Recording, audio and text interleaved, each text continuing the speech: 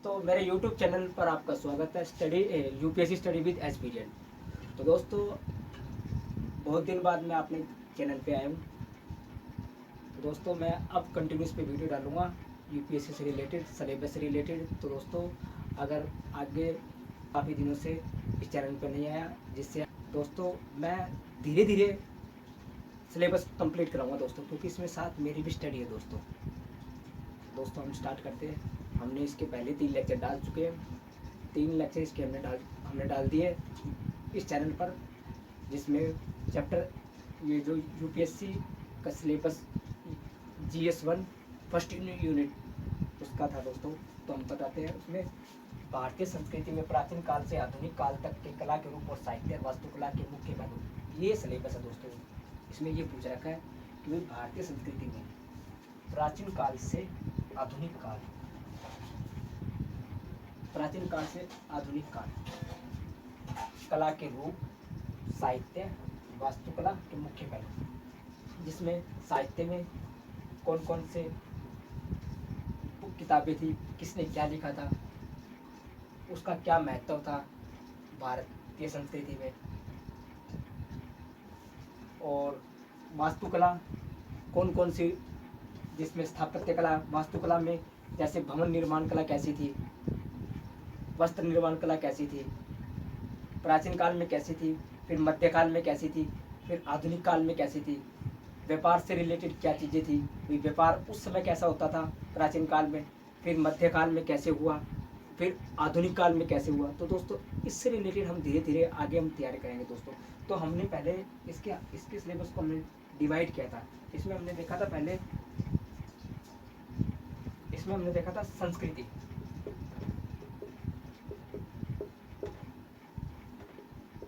एवं सभ्यता, संस्कृति एवं सभ्यता। कि संस्कृति का क्या मतलब था, संस्कृति क्या है, सभ्यता क्या है, संस्कृति और सभ्यता में क्या अंतर है, इसका वीडियो हमने इससे पहले वाले लेक्चर में हम डाल चुके दोस्तों। तो दोस्तों, और दूसरा था इसमें विरासत, विरासत और उसका संरक्षण।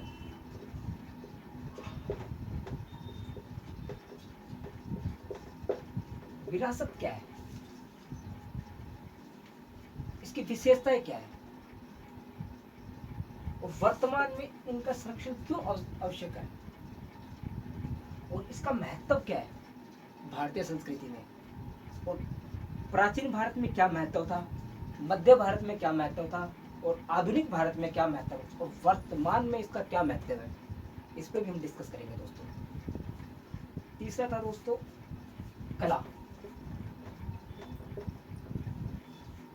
कला और उसके रूप।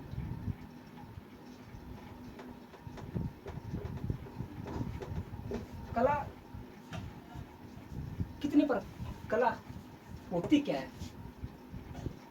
इसके रूप कितने हैं, कितने प्रकार है, कला की क्या विशेषता है, इनको पढ़ना क्यों आवश्यक है यूपीएससी में। देखो दोस्तों, अगर आप आईएएस या आईपीएस या अन्य सर्विस में जाते हैं, यदि आप आईएएस बनते हैं तो भारत सरकार का यदि आपको कल्चरल सेक्रेटरी बना दिया जाए, भारत सरकार का यदि आपको कल्चरल सेक्रेटरी बना दिया जाए, तो आप इनकी समझ के बिना उस कार्यभार को नहीं संभाल पाएंगे। जैसे हमने देखा है, कुंभ का मेला हुआ था, उसमें आपने नोटिस किया कि उसके प्रबंधन का कार्यभार किस अधिकारी ने संभाला था। आपने अक्सर वीडियो में देखा भी होगा, एक दीपक रावत आईएएस ऑफिसर है, sir Deepak Rawat IAS officer है, उन्होंने उनका प्रबंधन किया था, और भी अधिकारियों ने प्रबंधन किया था। लेकिन एज ए आईएएस ऑफिसर हम उनके कार्यभार को कार्यभार को देखकर हम अंदाजा लगा सकते हैं उन्होंने कैसे मैनेज किया होगा। इसमें इन चीज़ों को समझोगे तब आगे जाके आप यूपीएससी में जो यूपीएससी के जीएस पेपर 1 में जो आंसर पूछे जाते हैं, आप उनके उत्तर आप लिख सकोगे। इसीलिए मैं आपको इसके बारे में डिटेल से करवाऊंगा। तो दोस्तों, हमने इससे लास्ट वाले चैप्टर में सभ्यता से रिलेटेड हम उस पर डिस्कस कर रहे थे कि भाई सभ्यता क्या है, सभ्यता क्यों पढ़ना ज़रूरी है, और इसका अर्थ क्या है, इसकी परिभाषाएं क्या है, और सभ्यता और संस्कृति में दोनों में अंतर क्या है। तो दोस्तों, हम इस पे आगे शुरू करते हैं। तो दोस्तों, किसी भी शब्द को या किसी भी विचार को या किसी भी चीज को, किसी भी शब्द यानी ऐसी कोई भी चीज हो, उसको समझने से पहले उस शब्द की धारणा को समझना बहुत जरूरी है। अब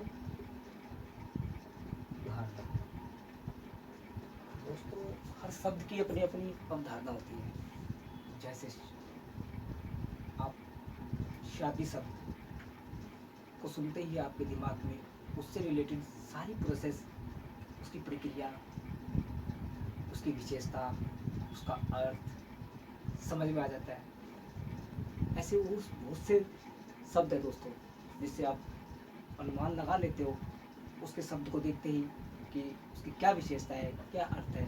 इसी प्रकार आपको पहले सभ्यता शब्द की अवधारणा को समझना बहुत ही जरूरी है। हम जानते हैं सभ्यता शब्द की अवधारणा क्या है। तो दोस्तों, आप अक्सर ये सुनते होंगे कि ये व्यक्ति सभ्य है। सभ्य मतलब अच्छे विचार वाला व्यक्ति। क्या हम अक्सर सुनते हैं ये समाज सभ्य है, ये व्यक्ति सभ्य है, ये व्यक्ति, या कोई ऐसी फिल्म जिसमें हम ये अनुमान लगाते हैं कि हाँ भाई, इस फिल्म में सभ्यता अच्छे ढंग से प्रस्तुत की गई है। इसी प्रकार सभ्यता को हम समझते हैं। सभ्यता आप एक कहानी के जरिए समझिए दोस्तों, एक कहानी के जरिए समझते कि आज से हजारों साल पहले, बल्कि हजारों लाखों साल लगा सकते दोस्तों, क्या आज जो मनुष्य है, आज जो मनुष्य के विचार है, क्या ये विचार हजारों लाखों साल पहले थे?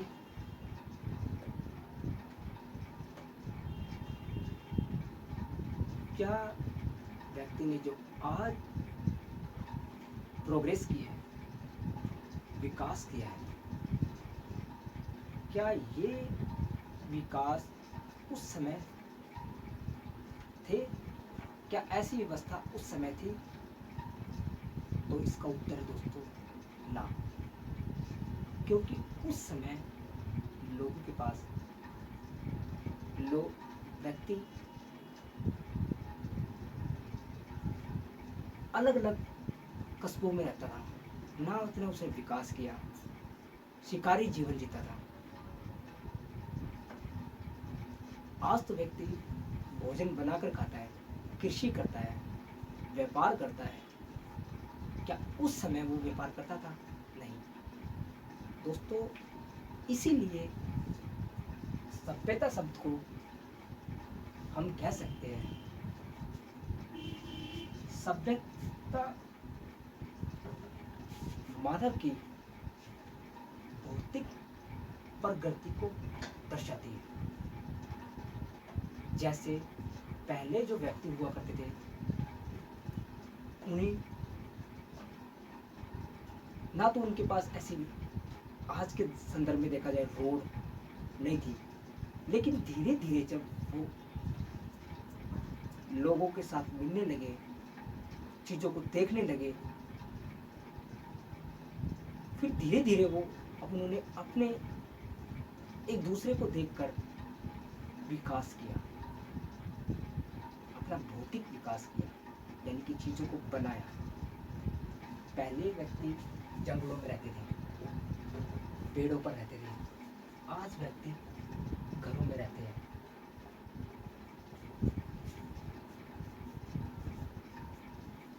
गांव में लोग झोपड़ों में रहते हैं, लेकिन शहरों में लोग पक्के मकानों में रहते हैं। पहाड़ों में लोग मकान पत्थरों से बनाते हैं, लेकिन शहरों में लोग पक्की हुई ईंटों से बनाते हैं। तो दोस्तों, ये सभ्यता भौतिक प्रगति को दर्शाती है। जो संस्कृति थी ना, वो मानव की मानसिक प्रगति को दर्शाती है। दोस्तों, हम इसका अर्थ लिख सकते हैं, सभ्यता से अभिप्राय एक ऐसे विकास से है जो मानव की भौतिक प्रगति को दर्शाए और मानव के द्वारा ऐसे ऐसे निर्माण किए जाए जो वर्तमान में उसकी जरूरत है। दोस्तों, इससे आप अनुमान लगा कर बना सकते हैं, इसका अर्थ भी बना सकते हैं कि भाई सभ्यता का अर्थ क्या है, उसकी परिभाषा क्या है। तो दोस्तों, आपको यूपीएससी के अकॉर्डिंग आपको 2-2, 4-4 शब्दों में, आपको 10 शब्दों में, 20 शब्दों में अर्थ बनाना है। 10 शब्दों में आपको डेफिनेशन बनानी है। वहाँ पर दोस्तों आपको 150 शब्द मिलेंगे लिखने के लिए, अर्थ वगैरह। इसी प्रकार दोस्तों, अब सभ्यता हम पढ़ेंगे इसमें सिंधु घाटी सभ्यता,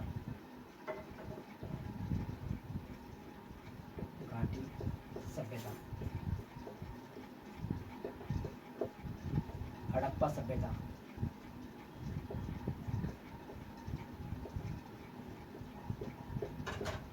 सिंधु घाटी सभ्यता में लोग कैसे रहते थे, कैसे व्यापार करते थे, कैसे जीवन यापन करते थे, जीवन यापन कैसे करते थे, कैसे वस्त्र पहनते थे, कैसे मकानों में रहते थे, कैसे उनका जो मकान, उनका जो सामाजिक माहौल था, कैसे वो निर्णय लिया करते थे, कहाँ पर कौन लोग रहते थे।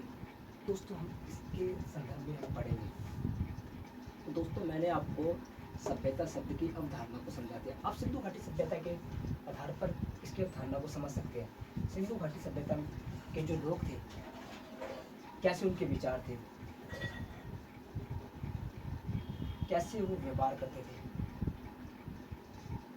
कैसे उनका अर्थव्यवस्था थी, कैसे उनका सामाजिक जीवन था। ठीक है। और आप मेसोपोटामिया की सभ्यता से उसको भी समझ सकते हैं, और उसकी तुलना आप सिंधु घाटी सभ्यता से संबंधित जो लोग थे उनसे कर सकते हैं, सिंधु घाटी सभ्यता से कर सकते हैं। तो दोस्तों, हम इसके बारे में आगे आगे पढ़ेंगे धीरे धीरे। तो दोस्तों, आप इसकी परिभाषा भी लिख सकते हो। दोस्तों, लिखना आपको खुद को समझना होगा। यदि आपके अंदर विषय को समझने की समझ होगी तो आप उस शब्द को देखते ही उसमें आप उससे संबंधित कोई भी आंसर, कोई भी उत्तर लिख सकते हो, अगर आप उस शब्द को समझते हो। जैसे मान लो सभ्यता है, सिंधु घाटी सभ्यता पूछ लिया और मेसोपोटामिया सभ्यता पूछ लिया, इन दोनों में डिफरेंस पूछ लिया। सिंधु घाटी सभ्यता के लोग कैसे थे, कैसे जीवन यापन करते थे। आज सिंधु घाटी सभ्यता में लोगों थे, जो लोगों की अर्थव्यवस्था थी, आज की जो लोगों की आज की वर्तमान में जो आज की सभ्यता है, आज के वर्तमान में जो अर्थव्यवस्था है, आप तुलना कर सकते हो। यदि दोस्तों आप इन चीज़ों को समझ लोगे ना, किसी भी शब्द की अवधारणा को समझ लोगे ना, तो आपका आधा काम आसान हो जाता है लिखने के लिए। तो दोस्तों हमने इसका अर्थ देख लिया, इसकी अवधारणा को समझ लिया, उसकी परिभाषा को समझ लिया, अब इसकी विशेषता को समझेंगे। ये आप वैसे लिख सकते हो दोस्तों, आप सब विशेषताओं में ये मानव की भौतिक प्रकृति को दर्शाती है। और भी चीज़ें लिख सकते हैं आप इसमें, ये मानव की भौतिक प्रकृति को दर्शाती है। और ये तो दोस्तों हम आगे इसकी वीडियो हम इस लेक्चर को लंबा होने के कारण इसको हम विराम दे रहे हैं, और इससे रिलेटेड विशेषता और संस्कृति और सभ्यता में अंतर, इसका हम आगे के वीडियो में डिस्कस करेंगे। तो दोस्तों आपको यदि मेरे द्वारा समझाया गया आपको अच्छा लगे तो आप हमारे चैनल को लाइक कीजिए, सब्सक्राइब कीजिए। Thank you.